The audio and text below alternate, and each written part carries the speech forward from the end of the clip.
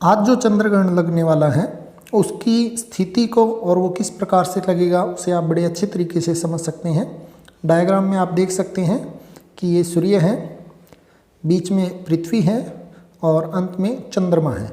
यानी एक ऐसी स्थिति आती है जिसमें सूर्य, पृथ्वी और चंद्रमा एक सीध में होते हैं और सूर्य का प्रकाश है वो चंद्रमा तक नहीं पहुंच पाता है क्योंकि बीच में पृथ्वी आ जाती है। ऐसी स्थिति में जो आपको रेड पार्ट दिख रहा है ये वो क्षेत्र होता है जहां सूर्य का प्रकाश बिल्कुल भी नहीं पहुंच पाता है, पूर्ण अंधकार होता है।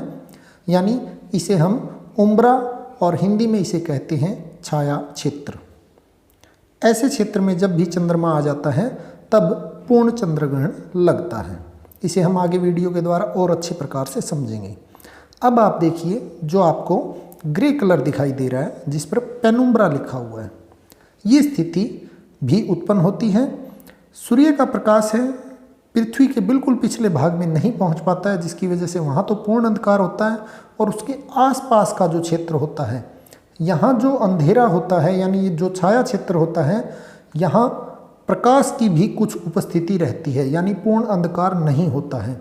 तो इसलिए छाया क्षेत्र के जो आसपास का जो क्षेत्र होता है उसे हम उप छाया क्षेत्र और इंग्लिश में पेनुम्ब्रा बोलते हैं। आज जो 5 जून को स्थिति बन रही है उस स्थिति में चंद्रमा पेनुम्ब्रा क्षेत्र में होगा, यानी उप छाया क्षेत्र में होगा। इसलिए इस चंद्रग्रहण को उप छाया क्षेत्र चंद्रग्रहण भी कहते हैं। तो पहली स्थिति है पूर्ण चंद्रग्रहण की, दूसरी स्थिति है उप छाया क्षेत्र चंद्रग्रहण की, और एक स्थिति ऐसी भी बनती है जब चंद्रमा उप छाया क्षेत्र और छाया क्षेत्र के बीच में होता है। जो मैंने डॉट लगाई है बिल्कुल आप देख सकते हैं, बिल्कुल ऐसी स्थिति होती है। ना तो चंद्रमा उप छाया क्षेत्र में पूर्ण होता है, ना छाया क्षेत्र के अंदर उसकी पूरी स्थिति होती है, मध्य में होता है, तब आंशिक चंद्रग्रहण लगता है। आइए वीडियो के द्वारा इन्हें और आसानी से समझते हैं। हमें पता है कि चंद्रमा है वो पृथ्वी के चारों ओर चक्कर लगाता है, लेकिन चंद्रमा का जो कक्ष है घूमने का वो पृथ्वी के सापेक्ष कुछ झुका हुआ है, जिसकी वजह से चंद्रमा सदैव पृथ्वी की पूर्ण छाया में नहीं रहता।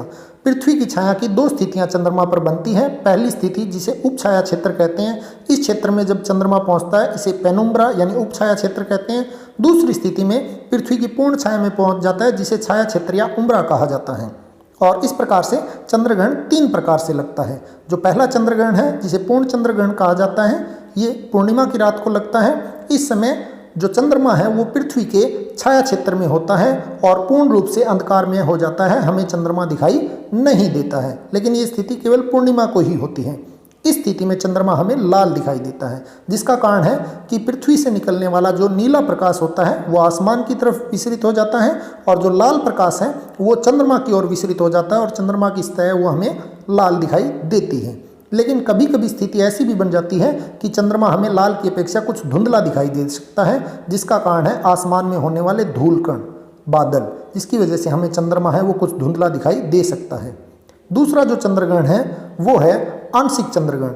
इस स्थिति में हमें चंद्रमा का कुछ भाग दिखाई देता है, क्योंकि इस समय चंद्रमा है वो उप छाया क्षेत्र और छाया क्षेत्र के मध्य की स्थिति में पहुंच जाता है और चंद्रमा का हमें कुछ भाग है वो अंधेरे में दिखाई देता है।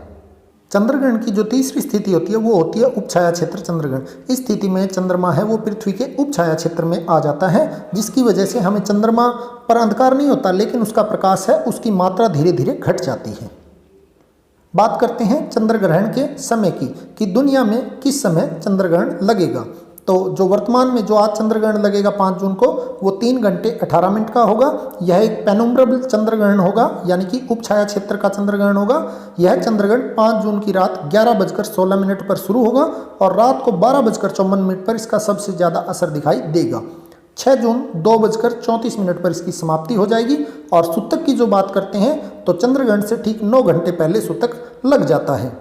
बात करें कहाँ कहाँ दिखेगा चंद्रग्रहण, तो चंद्रग्रहण उप छाया क्षेत्र में होगा, इसलिए ये चंद्रग्रहण भारत, यूरोप, अफ्रीका, एशिया और ऑस्ट्रेलिया में दिखाई देगा।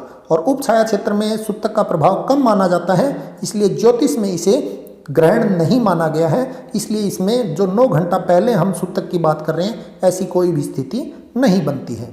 आइए बात करते हैं कि चंद्रग्रहण को हम कैसे देख सकते हैं। तो चंद्रग्रहण को देखने के लिए हम नंगी आंखों से इसे देख सकते हैं ये पूरी तरीके से सुरक्षित होता है, लेकिन ये उपछाया क्षेत्र में लगेगा। इस स्थिति में चंद्रमा पूर्णतः तो काला होगा नहीं, उसका कुछ भाग है, कुछ भाग नहीं हम कहें तो इसका जो पूर्ण प्रकाश है वो कुछ कम हो जाएगा।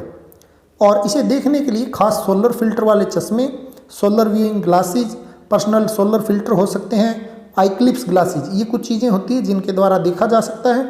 टेलीस्कोप की मदद से भी आप इसे आसानी से देख सकते हैं। और बहुत से यूट्यूब चैनल्स हैं वो भी ये लाइव दिखाएंगे, तो आप वहाँ भी इसको देख सकते हैं। इसके बारे में जो कुछ भ्रम है उन भ्रम की बात कर लेते हैं।